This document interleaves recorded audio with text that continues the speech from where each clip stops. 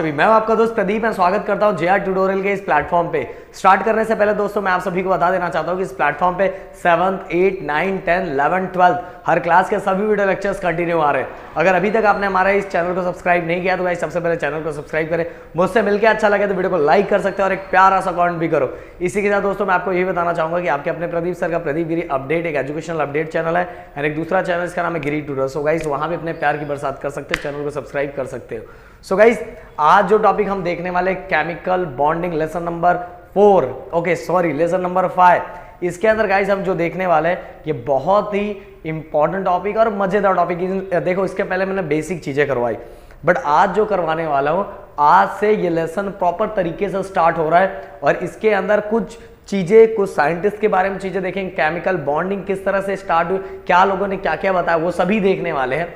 सो सबसे पहले कॉसल्स and Lewis करके एक साइंटिस्ट थे, उन्होंने केमिकल बॉन्ड, देखो उस समय में बहुत सारे साइंटिस्ट ऐसे आए थे जिन्होंने केमिकल बॉन्ड्स के बारे में बहुत सारी चीज़ें बताई थी। बहुत सारी चीज़ें, देखो जैसे अभी नए नए इन्वेंशन होता है तो उस टाइम भी ऐसे ऐसे नए नए इन्वेंशन स्टार्ट हो रहे थे, केमिकल बॉन्डिंग के बारे में नई नई चीज़ें बताई जा रही थी। तो सेम चीज़ कॉसल्स एंड लिविस ने भी केमिकल बॉन्डिंग के बारे में कुछ चीज़ें बताई। क्या बताई चलो हम देखते हैं। उन्होंने क्या बोला था गाइस, उन्होंने ये बोला था कि एटम्स के अंदर कर्नेल और आउटर मोस्ट इलेक्ट्रॉन, ये दो पार्ट होता है, kernel and outer most electron. ध्यान से समझना, दो पार्ट क्या होता है, कर्नेल एंड आउटर सेल, मतलब आउटर मोस्ट इलेक्ट्रॉन, ये दो चीजें होती है। अब कर्नेल मतलब क्या होता है, अगर मैं आपको बताऊं, कर्नेल में दो चीजें आती है।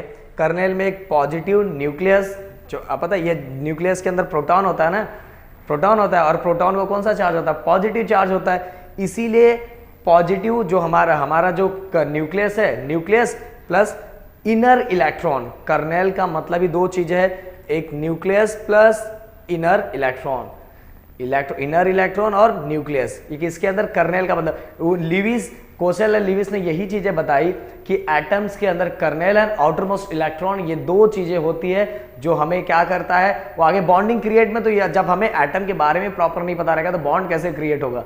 तो कर्नेल ने बताया कि न्यूक्लियस और प्लस इनर इलेक्ट्रॉन होता है। अब बात ये आई, इन्होंने और बहुत सारी चीजें, सबसे देखो कि लिविस और कोसल्स ने सबसे इंपॉर्टेंट चीज तो यही बताया था, कर्नेल।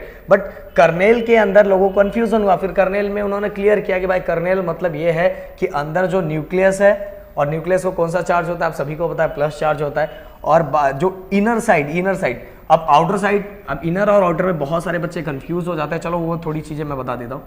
ये हमारा होगा न्यूक्लियस, न्यूक्लियस के अंदर पॉजिटिव चार्ज। अब मान लो इसको टोटल 3 ऑर्बिट है, तो ये जो अंदर के ऑर्बिट है गाइस, ये इनर इलेक्ट्रॉन हो गया, और ये जो बाहर वाला है ये आउटर मोस्ट इलेक्ट्रॉन है। कौन सा, आउटर मोस्ट ऑर्बिट है, और इसमें रहने वाला जो इलेक्ट्रॉन है वो वैलेंस इलेक्ट्रॉन या आउटर मोस्ट इलेक्ट्रॉन होता है, ये वाला बाहर वाला, ई बाहर वाला, ई बाहर। और यही बाहर वाला इलेक्ट्रॉन जो होता है बॉन्डिंग में क्या करता है, ये बॉन्ड क्रिएट करता है, यही तो बाहर वाला है। देखो अभी सिंपल सा चलो एक एग्जांपल ले लेते हैं, ये वाला Na, अब इसका क्या था 281 इलेक्ट्रॉनिक कॉन्फ़िगरेशन, Cl का क्या होता है 287।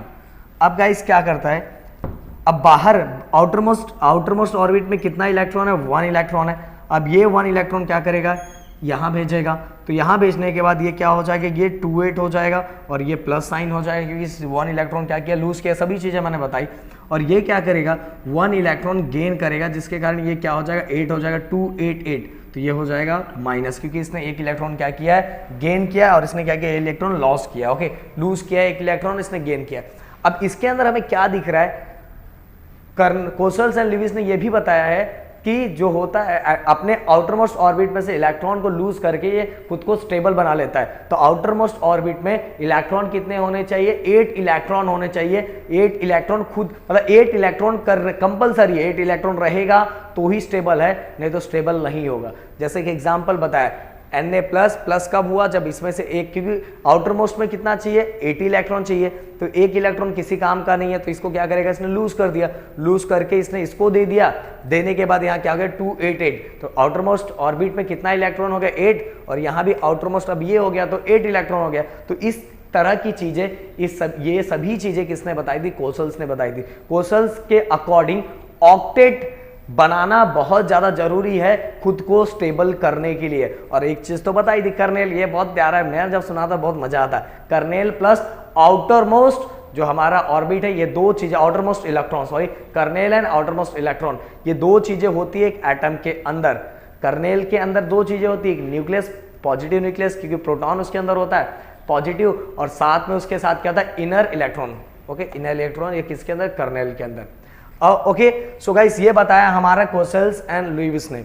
अब ऑक्टेट रूल के बारे में उन्होंने क्या बताया, ऑक्टेट रूल किस तरह से, ऑक्टेट रूल क्या बोलता है, during the formation of chemical bond, जब एक इलेक्ट्रॉन यहां से यहां जाता है, जब बॉन्ड क्रिएट करता है, एटम लूज गेन्स और शेयर्स इलेक्ट्रॉन, या लूज करते हैं या गेन करते हैं या शेयर करते हैं, ये सभी इसके पहले मैं वीडियो में बता दिया।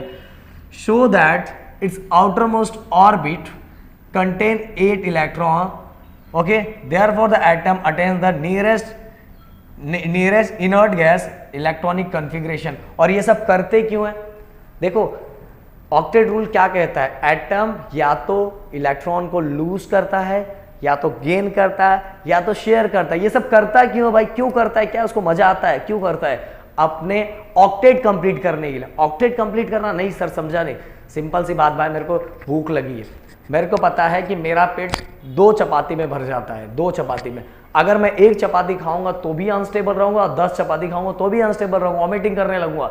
तो मैं कितने चपाती में स्टेबल हो जाता हूँ, ओनली 2 चपाती, ओनली 2 चपाती में क्या होता है, स्टेबल हो जाता हूँ। मैं थोड़ा खा लूंगा चले, बट यहाँ ऐसा नहीं भाई, यहाँ इनकी स्टेबिलिटी 8 इलेक्ट्रॉन के लिए है, ऐसा इसमें बोला गया था, उस समय बताया गया था कि 8 इलेक्ट्रॉन के लिए इनकी स्टेबिलिटी है, और ऑक्टेट कंप्लीट होना ही चाहिए। ऑक्टेट अगर कंप्लीट नहीं है तब तक वो एटम क्या होगा, अनस्टेबल होगा, क्या होगा, अनस्टेबल होगा। इसीलिए अपने आजू बाजू वाले जो भी एटम जिसके अंदर एक्स्ट्रा इलेक्ट्रॉन होता है, उसे लूज या गेन या शेयरिंग वो करके क्या करता है, अपने ऑक्टेट को क्या करता है, कंप्लीट करता है। ऐसा ऑक्टेट रूल के हिसाब से ऐसा बोला गया।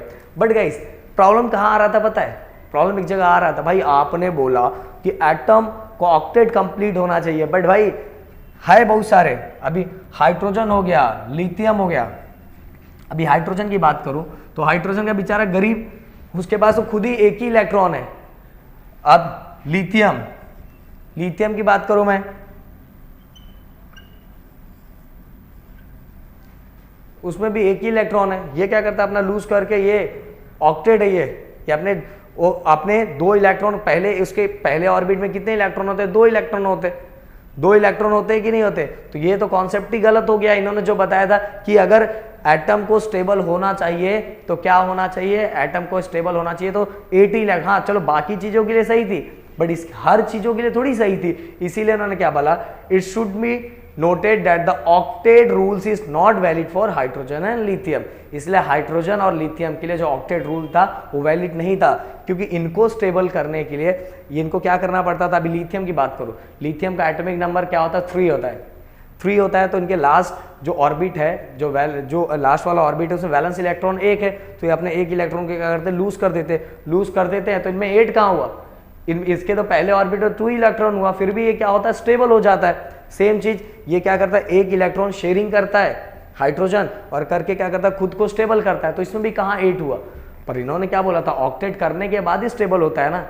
तो बट ये जो इनका रूल था वो हाइड्रोजन और लिथियम को वैलिड नहीं हो पा रहा था, नहीं प्रॉपर चीजों को समझा, मतलब इसके लिए वैलिड ही नहीं था इनका रूल। तो गाइस समझ में आए ये चीजें, तो इससे ये पता चल रहा है ओवरऑल इसमें क्या है, ओवरऑल इसमें इन्होंने चीजें ये बताई थी कि जो आउटर मोस्ट जो ऑर्बिट होता है वो बॉन्ड क्रिएट करने में क्या करता है, बॉन्ड वही क्रिएट करता है, हेल्प नहीं बोलूंगा, वही क्रिएट करता है, वही लूज करता है, वही गेन करता है, वही शेयर करता है, उसी में हेल्प करता है। प्लस उन्होंने ये लास्ट में बताया था कि कर्नेल और एक एटम के अंदर 2 चीजें होती है, कर्नेल और आउटरमोस्ट ऑर्बिट, मतलब उसके अंदर आउटरमोस्ट इलेक्ट्रॉन। कर्नेल के अंदर क्या होता है, 2 चीजें होती है कर्नेल के अंदर भी, कर्नेल के अंदर न्यूक्लियस होता है प्लस इनर इलेक्ट्रॉन होता है, जैसे मैंने यहाँ करके बताया, मैंने आपको बता भी दिया, कर्नेल के अंदर न्यूक्लियस और इनर इलेक्ट्रॉन, और ये जो बाहर वाला होगा वो आउटर मोस्ट इलेक्ट्रॉन, इससे लेके हमारा एक एटम बनता है। सो गाइस ये सभी चीजें आज के लेक्चर में इनसे रिलेटेड मैंने बताया। आपको कैसा लगा वीडियो, अच्छा लगा तो वीडियो को लाइक कर सकते हो, चैनल को सब्सक्राइब कर सकते हो, दोस्तों को शेयर कर सकते हो। सबसे बड़ी बात गाइस प्लीज अपना ध्यान रखो। जय हिंद दोस्तों।